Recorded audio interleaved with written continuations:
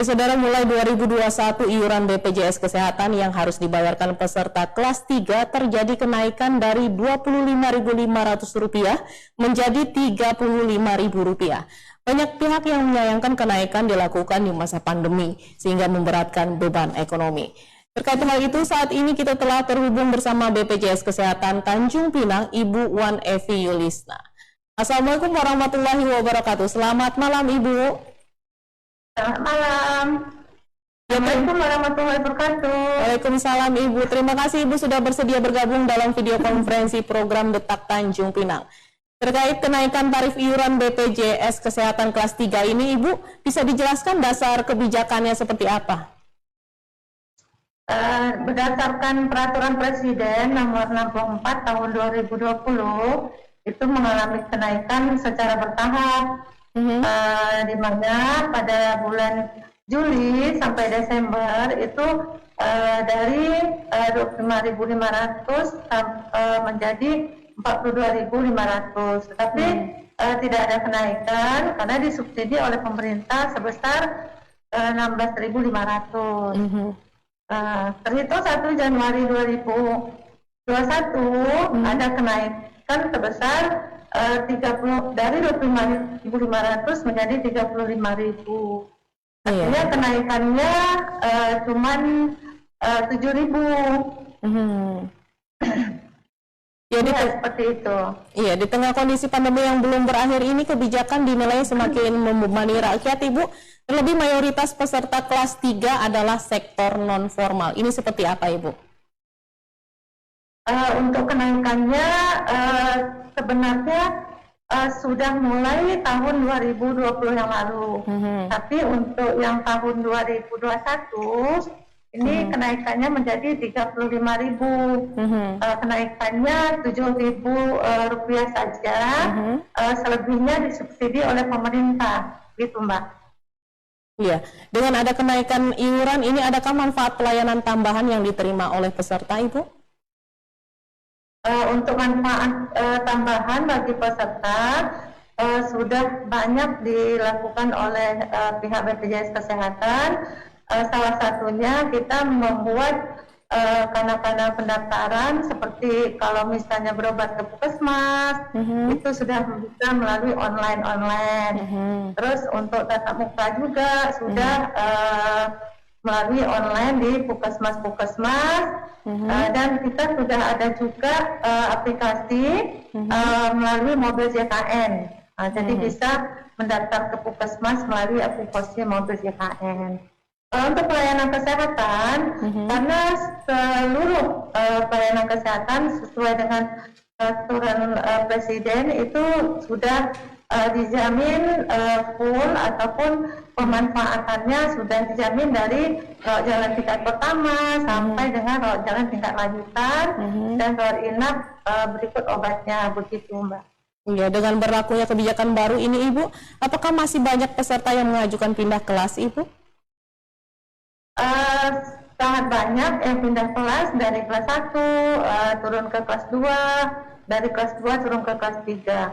Di mana program turun kelas ini sudah diatur dalam peraturan direksi dari tahun 2018. Jadi bisa turun kelas tanpa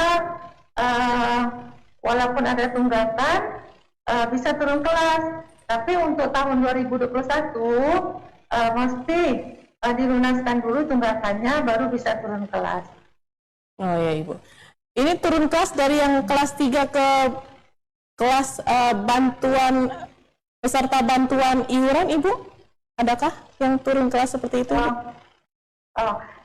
Namanya tidak turun kelas, Ibu, tetapi namanya itu pindah segmen.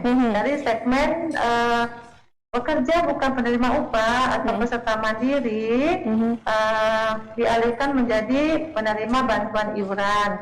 Itu sangat memungkinkan apabila memang peserta tersebut sudah tidak mampu lagi untuk membayar iurannya, seperti itu.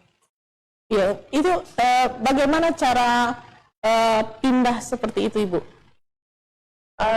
Kalau misalnya peserta di kelas 3 untuk pindah ke segmen penerima bantuan iuran, itu ada 2 segmennya, yaitu segmen penerima bantuan iuran yang dibayarkan oleh pemerintah daerah dan pemerintah pusat. Oleh pemerintah pusat, apabila masuk dalam data DTKS, data terpadu kesejahteraan sosial, itu otomatis dia masuk ke PBI JK yang dibayarkan oleh APBN. Tapi kalau misalnya tidak masuk data DTKS, bisa mengajukan ke Dinas Kesehatan melalui rekom dari Dinas Sosial untuk didaftarkan sebagai penerima bantuan iuran yang dibayarkan oleh pemerintah Kota Tanjung Pinang, khusus Tanjung Pinang. Tapi kalau misalnya di daerah Natuna dan Anambas itu sudah UHC, sudah seluruhnya masyarakat menjadi peserta JKN KIS, jadi semua penduduk dibayarkan oleh pemerintah. Iya, Ibu. Kalau menjadi syarat-syarat untuk menjadi peserta bantuan iuran, Ibu, syarat-syaratnya mengurus surat keterangan tidak mampu dari RT, RW, lurah, dibawa ke Dinas Sosial. Nanti Dinas Sosial yang memverifikasi, memvalidasi data-datanya. Apabila bisa diusulkan untuk menjadi penerima bantuan daerah, maka rekomendasi ditujukan ke Dinas Kesehatan. Nanti Dinas Kesehatan yang mendaftarkan ke BPJS Kesehatan. Nanti sesuai dengan kuota yang sudah disediakan oleh pemerintah Kota Tanjung Pinang. Seperti itu, Mbak. Iya, Ibu. Iya. Ada yang halo? Yang perlu saya sampaikan, apabila peserta JKN KIS memang sudah tidak mampu membayar,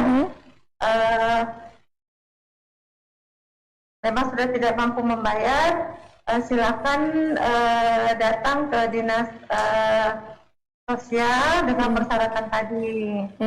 Nanti kalau untuk yang kelas 3 itu bisa dialihkan, walaupun ada tunggakan bisa dialihkan, tetapi masih menjadi hutang pribadi, tunggakan yang masih